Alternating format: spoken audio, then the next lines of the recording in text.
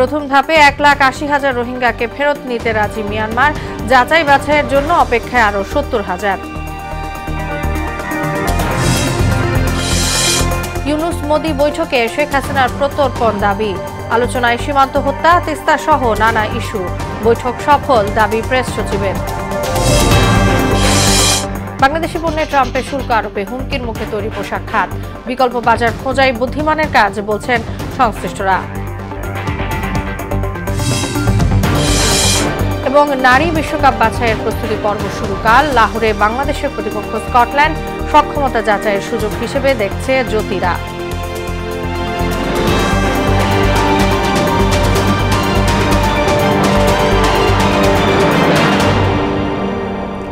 আসসালামু আলাইকুম, সবাইকে মোহনা সংবাদে স্বাগত। শুনছিলেন শিরোনাম, সঙ্গে আছি তাসনুবা বিনতে তাহের। এবার বিস্তারিত। বাংলাদেশে আশ্রিত 8 লাখ রোহিঙ্গার তালিকা থেকে প্রথম দফায় 1,80,000 রোহিঙ্গাকে ফেরত নিতে রাজি হয়েছে মিয়ানমার। চূড়ান্ত যাচাই বাছাইয়ের জন্য অপেক্ষায় রয়েছে আরো 70,000 রোহিঙ্গা। শুক্রবার বিমস্টেক সম্মেলনের ফাঁকে এক দ্বিপাক্ষিক বৈঠকে বাংলাদেশকে এর সম্মতির কথা জানিয়েছে মিয়ানমার। বিষয়টি প্রধান উপদেষ্টা প্রেস উইংও নিশ্চিত করেছে। বিস্তারিত জানাচ্ছেন এসইউ সেলিম। 2017 সালের 25 আগস্ট মিয়ানমারের সামরিক বাহিনীর অত্যাচার, সীমাহীন নির্যাতন আর নির্বিচার গণহত্যার হাত থেকে প্রাণ বাঁচাতে প্রায় 6.5 থেকে 7 লাখ রোহিঙ্গা আশ্রয় নেয় বাংলাদেশে। সব মিলে গত 3 দশক ধরে মিয়ানমার সরকারের সহিংস নির্যাতনের মুখে বাংলাদেশে আশ্রয় নেওয়া রোহিঙ্গা শরণার্থীর সংখ্যা প্রায় 22 লাখ। বাংলাদেশের রোহিঙ্গা সংকট এক জটিল ও দীর্ঘস্থায়ী মানবিক সমস্যা, যা শুধুমাত্র জাতীয় নয়, আন্তর্জাতিকভাবেও গুরুত্বপূর্ণ হয়ে উঠেছে। তাই তো নানা চেষ্টা ও তৎপরতার পর বিমস্টেক সম্মেলনের ফাঁকে এক দ্বিপাক্ষিক বৈঠকে মিয়ানমার কর্তৃপক্ষ প্রাথমিকভাবে 1,80,000 রোহিঙ্গাকে ফেরত নেওয়ার কথা জানায়। তালিকাভুক্ত বাকি 5.5 লাখ রোহিঙ্গার যাচাই প্রক্রিয়া দ্রুত সম্পন্ন করার কথাও জানায় মিয়ানমার। বাংলাদেশের প্রধান উপদেষ্টা ডক্টর মোহাম্মদ ইউনূসের হাই রিপ্রেজেন্টেটিভ ডক্টর খলিলুর রহমানকে এ তথ্য জানিয়েছেন মিয়ানমারের ডেপুটি প্রধানমন্ত্রী ও পররাষ্ট্রমন্ত্রী ইউ থান শিউ। বিষয়টি নিশ্চিত করেছে প্রধান উপদেষ্টার প্রেস উইং। এসইউ সেলিম, মোহনা সংবাদ। ভারতের প্রধানমন্ত্রী নরেন্দ্র মোদীর সঙ্গে বৈঠকে শেখ হাসিনার প্রত্যর্পণ চুক্তি নিয়ে কথা বলেছেন প্রধান উপদেষ্টা ডক্টর মোহাম্মদ ইউনূস। পাশাপাশি শেখ হাসিনার ভারতে বসে দেয়া বক্তব্য, সীমান্ত হত্যা ও গঙ্গা চুক্তি নবায়ন সহ তিস্তা নিয়ে আলোচনা হয়েছে। শুক্রবার প্রধান উপদেষ্টা প্রেস সচিব শফিকুল আলম গণমাধ্যমকে কথা জানিয়েছেন। এর আগে ব্যাংককে বিমস্টেক সম্মেলনের ফাঁকে অধ্যাপক ইউনূস ও নরেন্দ্র মোদী দ্বিপক্ষীয় বৈঠকে বসেন। বিস্তারিত জানাচ্ছেন কাজী শাহরিন। অন্তর্বর্তী সরকারের প্রধান উপদেষ্টা হিসেবে দায়িত্ব গ্রহণের পর প্রথমবারের মতো অধ্যাপক ডক্টর মোহাম্মদ ইউনূসের সঙ্গে ভারতের প্রধানমন্ত্রী নরেন্দ্র মোদীর এই বৈঠক অনুষ্ঠিত হয়। থাইল্যান্ডের রাজধানী ব্যাংককের সাংগ্রিলা হোটেলে 6ষ্ঠ বিমস্টেক শীর্ষ সম্মেলন শেষে শুক্রবার স্থানীয় সময় দুপুরের পর দুই প্রতিবেশী দেশের শীর্ষ নেতারা দ্বিপক্ষীয় বৈঠকে বসেন।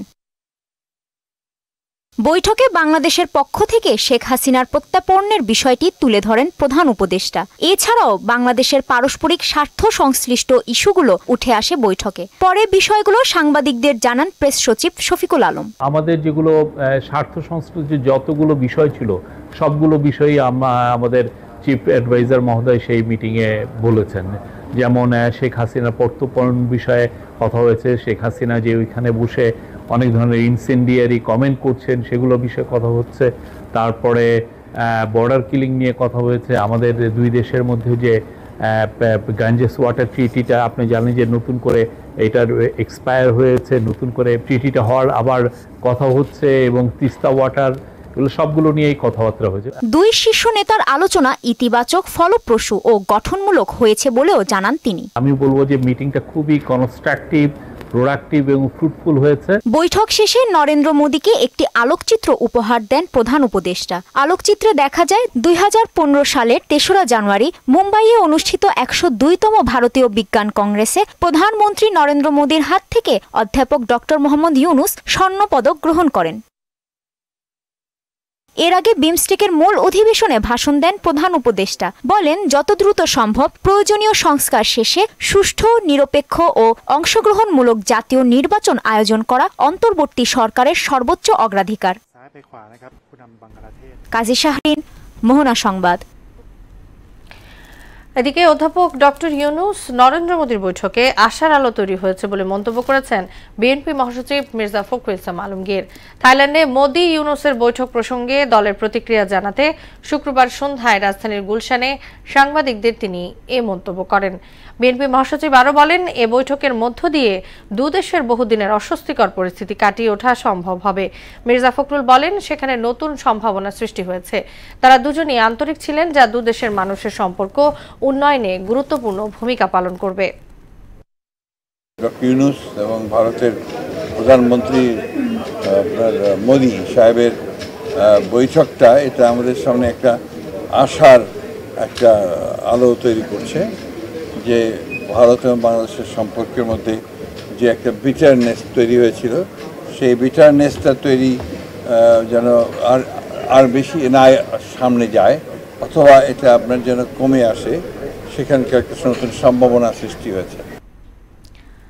বিগত 16 বছর বিএনপি নেতাকর্মীদের কাছে ঈদ মানে ছিল বাড়তি আতঙ্ক। ঈদ মানেই ছিল আওয়ামী লীগের হামলা, পুলিশের মামলা আর হয়রানির ভয়। এ অবস্থায় পরিবারের সঙ্গে ঈদ উদযাপন থেকে বঞ্চিত হয়েছেন তারা। অনেকের ঈদ কেটেছে আবার জেলে। স্বৈরাচারের পতনের পর এবার ভয়হীন স্বস্তির ঈদ উদযাপন করেছেন দলের নেতাকর্মীরা। মুক্ত বাতাসে বিএনপি নেতাকর্মীদের ঈদ উদযাপনের খবর জানাচ্ছেন হুমায়ুন কবির। নেই কোনো আতঙ্ক, নেই কোনো উদ্বেগ, নেই কোনো পুলিশের গ্রেপ্তার ও হয়রানির ভয়। দীর্ঘ 16 বছর পর মুক্ত বাতাসে ঈদ করতে পেরে খুশি বিএনপির নেতাকর্মীরা। বিগত ঈদগুলোতে দলের নেতাকর্মী দূরে থাক, পরিবারের সাথেও ঈদ করতে পারেননি তারা। স্বৈরাচার মুক্ত বাংলাদেশে কেমন ঈদ উদযাপন করেছেন, এমন প্রশ্ন ছিল দলটির নেতাদের কাছে।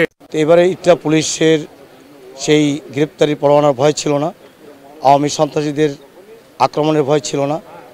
দেশের ভিতরে যেটা ভয়ানক পরিস্থিতি সৃষ্টি হয়েছিল, সেটা থেকে আজকের এবারে যে ঈদ, সেটার ভিন্ন ধরনের ছিল। ফ্যাসিস্ট সরকারের পতনের পর স্বৈরাচার মুক্ত একটি মুক্ত পরিবেশে সবাই আমরা আমাদের পরিবারের সাথে ঈদ করতে পেরেছি, সামাজিকভাবে আত্মীয় স্বজনের সাথে দেখা সাক্ষাৎ করতে পেরেছি। আমরা আমাদের দলীয় নেতাকর্মীদের সঙ্গে যেভাবে আমরা ঈদের আনন্দ উপভোগ করেছি, ঠিক তেমনিভাবে আমরা সাধারণ মানুষ এবং পথচারী শিশু, গরিব মানুষ, তাদের সাথেও কিন্তু আমরা মহানগর বিএনপি ঈদ উদযাপনের ব্যবস্থা আমরা করেছি। আওয়ামী লীগের যে প্রভাব বা আওয়ামী লীগের যে সন্ত্রাসী কার্যক্রমের মাধ্যমে যে জনজীবন যে একটি অস্থিরতা ছিল, সেই অস্থিরতা মুক্ত আমরা একটি ঈদ উদযাপন করতে পেরেছি। এই সময় বিগত বছরগুলোর ঈদে দুর্বিষহ জীবনের কথা তুলে ধরেন তারা। অভিযোগ করেন, পরিবারের সাথে ঈদ আনন্দ ভাগাভাগি করার পরিবর্তে তাদের ঠাঁই হয়েছে কারাগারে। 17 বছরে আমি 9 বার কারাবরণ করেছিলাম এবং আমি 67 দিন আমি ডিবির রিমান্ডে ছিলাম। কয়েকটা ঈদ যে কিভাবে আমাদের জেলের মধ্যে কাটিয়েছে, ওইটা আপনাকে ভাষায় আমি ব্যক্ত করতে পারবো না। জামাত পড়তে গিয়ে যাচ্ছি, এইখানেও কি গ্রেপ্তার হবো কিনা, এই আতঙ্ক কিন্তু সব সময় নিজের মনের মধ্যে থাকতো। কোনো ফ্যাসিস্টের যাতে পুনরাবৃত্তি না ঘটে, সেজন্য শেখ হাসিনা সহ তাদের দোসরদের বিচার ত্বরান্বিত করার দাবিও জানান তারা। আওয়ামী লীগের এবং ষড়যন্ত্রকারীদের দোসরদের বিচার করার মাধ্যমে আর একটু সুন্দর, আরো ভালো একটি ঈদ আমরা উদযাপন করতে চাই।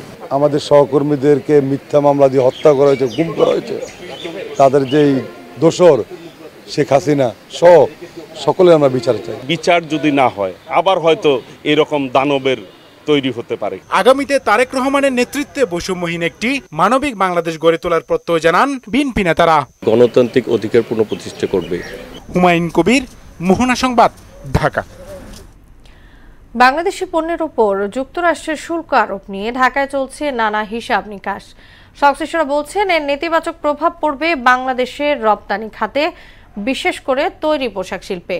বাংলাদেশের রপ্তানি পোশাকের একক বড় বাজার যুক্তরাষ্ট্র। তবে এ নিয়ে এখনই হতাশ না হয়ে বিকল্প সমাধান খুঁজে বের করাই বুদ্ধিমানের কাজ বলে মনে করছেন সংশ্লিষ্টরা। আরও জানাচ্ছেন উষা ফেরদৌস।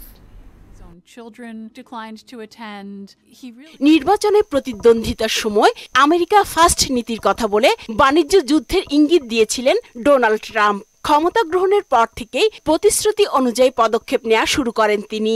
শুরুতে কয়েকটি দেশকে লক্ষ্যবস্তু করলেও এবার বৈশ্বিক বাণিজ্য যুদ্ধ আরও তীব্র করে তুলেছেন। সব বাণিজ্যিক অংশীদার দেশের ওপর ন্যূনতম 10% এবং অনেক দেশের ওপর ব্যাপক হারে পাল্টা শুল্ক বসিয়েছেন ট্রাম্প। তবে এতে ক্ষুব্ধ প্রতিক্রিয়া জানিয়েছেন বিশ্ব নেতারা।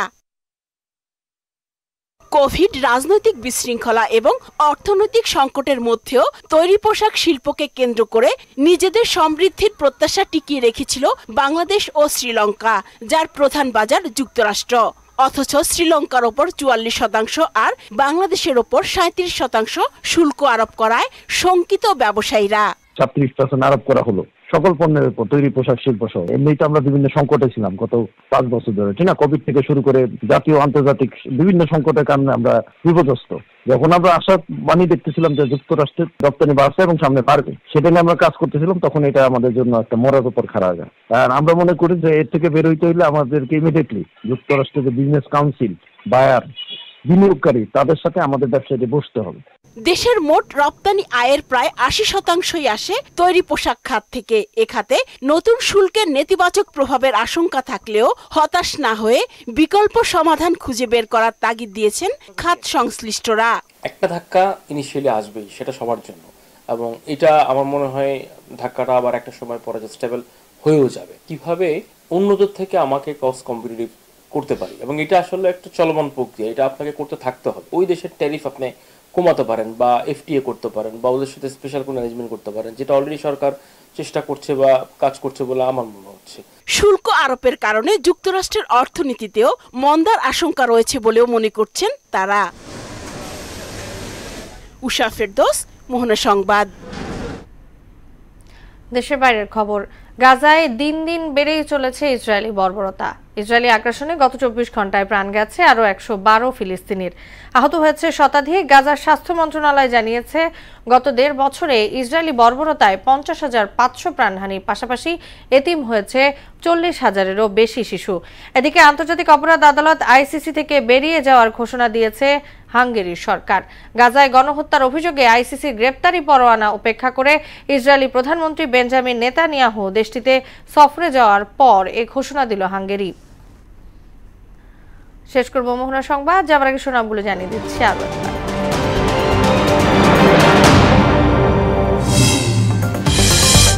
প্রথম ধাপে 1,80,000 রোহিঙ্গাকে ফেরত নিতে রাজি মিয়ানমার। যাচাই বাছাইয়ের জন্য অপেক্ষায় আরো 70,000। ইউনূস মোদি বৈঠকে শেখ হাসিনা প্রত্যর্পণ দাবি। আলোচনায় সীমান্ত হত্যা, তিস্তা সহ নানা ইস্যু। বৈঠক সফল দাবি প্রেস সচিবের। বাংলাদেশি পণ্যে ট্রাম্পের শুল্ক আরোপে হুমকির মুখে তৈরি পোশাক খাত। বিকল্প বাজার খোঁজাই বুদ্ধিমানের কাজ বলছেন সংশ্লিষ্টরা। এবং নারী বিশ্বকাপ বাছাইয়ের প্রস্তুতি পর্ব শুরু কাল। লাহোরে বাংলাদেশের প্রতিপক্ষ স্কটল্যান্ড। সক্ষমতা যাচাইয়ের সুযোগ হিসেবে দেখছে জ্যোতিরা।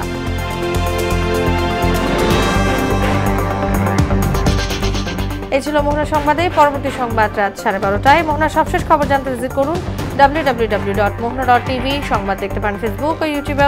এতক্ষণ সঙ্গে থাকার জন্য সবাইকে ধন্যবাদ।